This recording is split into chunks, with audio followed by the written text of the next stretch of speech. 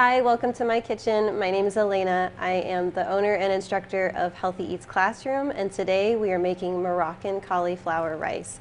This is one of my favorite recipes from my Let Us Celebrate Veggies cooking class, and you're gonna love it too. It's bright, it's colorful, it's great for any night of the week that you just need something quick and easy, but your family is gonna absolutely love it. So let's get cooking. So the first thing that we're gonna do when we start cooking is toast the almonds, and I'm using slivered almonds. You can use sliced almonds. You can also use pine nuts or cashews. Use whatever nuts you have on hand and make a few extra because these are really nice to garnish on the top of your dish. I also have some beautiful vegetables that I small dice, and then I also have some finely chopped red onion, a little bit of diced zucchini, and then also some chopped parsley, which is going to go in at the end. Any fresh herbs that you use, you want to put those in at the end or garnish with them, unless you're using a really hearty herb like a bay leaf or rosemary or sage. And then I have some dried currants. Now you can use raisins in this. That's an easy swap. You could always chop them up a little bit smaller. I have some garbanzo beans, just canned. You can definitely cook your own, but canned garbanzo beans are just a great easy way to keep this in under 10 minutes. And then I also have some fresh chopped garlic, and this is really important to use fresh here. I use a lot of the jarred in class or the paste in class, and this is really nice because it's going to give it that fresh garlic taste that's really going to make your dish pop. I have my spices, and Moroccan spices are very similar to Indian spices, but not quite all the way. So we have some coriander, some ground cumin, a little bit of turmeric, and some cinnamon. And I know cinnamon is kind of different, and like, why is that in my vegetable dish? But it's gonna add that Moroccan flair and taste that you're looking for in your dish. Also, I have the riced cauliflower, which is the star of our recipe, and this one is frozen. This is the one I'm going to use for today's demonstration, and I love this one because it's easy. It's something you can buy in the freezer section where the vegetables are. Throw it in your freezer, and it's going to be really simple to pull this out any night of the week and make this recipe. You can also buy fresh cauliflower rice or cauliflower pearls. Typically, you're going to see it in this bigger size. If you use this, you're going to have a little bit more texture to your dish, but you're also going to have to cook it just a little bit longer.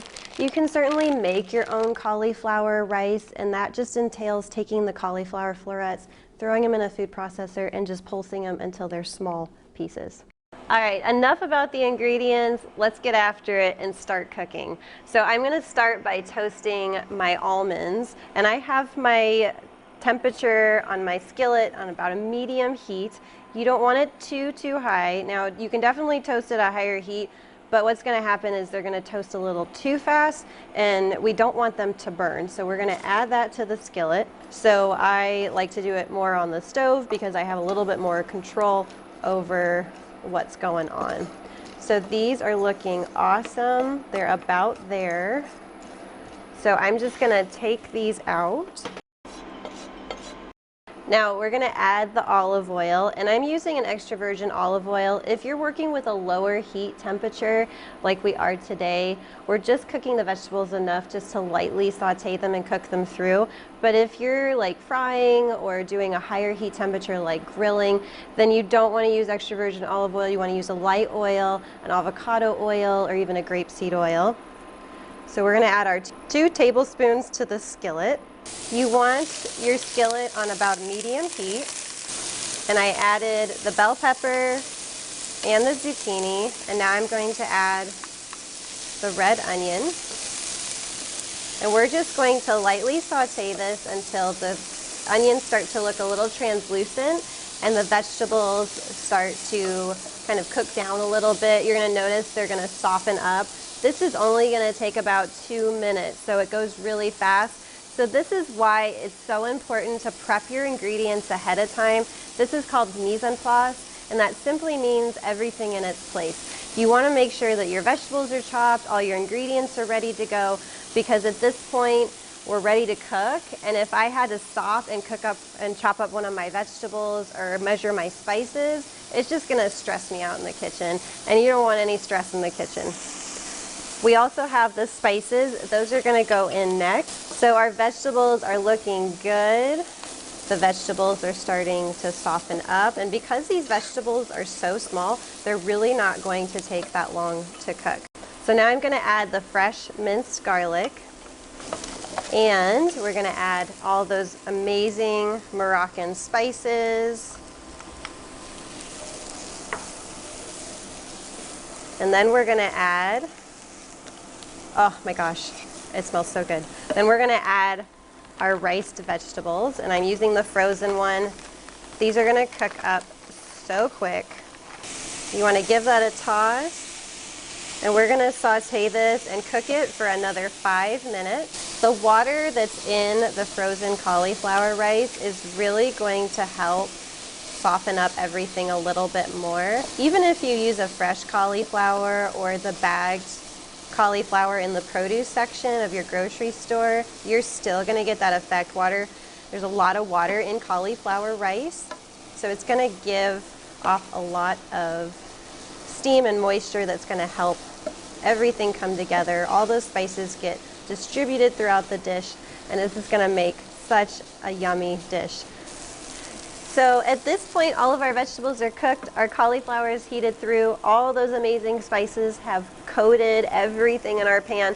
So I'm going to turn off the power, and then I'm going to add the garbanzo beans, the currants, and then the chopped fresh herbs. I'm going to reserve just a little pinch of this because we want to use that as garnish. So you can either use parsley or cilantro. I am using parsley because that's what I have on hand, but both of those herbs are very common in Moroccan cooking, so it's very easy to swap those out. So now I'm going to add most of the nuts, just like I did with the parsley. I'm going to reserve just a little bit so that we can make a pretty topping. This is going to give the dish so much crunch. It's going to add a little bit of extra protein to it as well, and those healthy fats. All right, at this point, we're going to season with a little bit of salt and pepper and start plating. On most of my recipes, it'll say salt to taste. And really, I want you to be in control of how much salt goes into the recipe. If you're on a lower salt diet or a lower sodium diet, then this is a really easy recipe to cut back on the salt. It really doesn't need a lot. There's so much going on in here, and especially that little extra salt from the canned chickpeas, that you're really not going to need a lot of salt. The flavor is going to be great just like it is. So salt it, taste it, and then resalt it. But always remember that you can always add more, but you can't take it out. So be shy at the beginning. You can always have salt on the table, and then just salt as needed. So I'm going to plate it in this nice, pretty, shiny dish. Alongside this dish, you can serve this with a beautiful salad. You can serve it with whatever protein that you want to have. So here's our dish. I have my lime wedges on the side. I'm actually going to give this just a little squeeze of lime, which is really going to brighten up those flavors. A little bit of our toasted almonds right on the top, and then our parsley. So here's our finished dish. It looks great. It took no time at all, under 10 minutes, and this was ready for your table. So check this recipe out, and if you want more recipes, feel free to follow me on Instagram or Facebook. But until next time, y'all have fun in the kitchen, and I'll see you soon.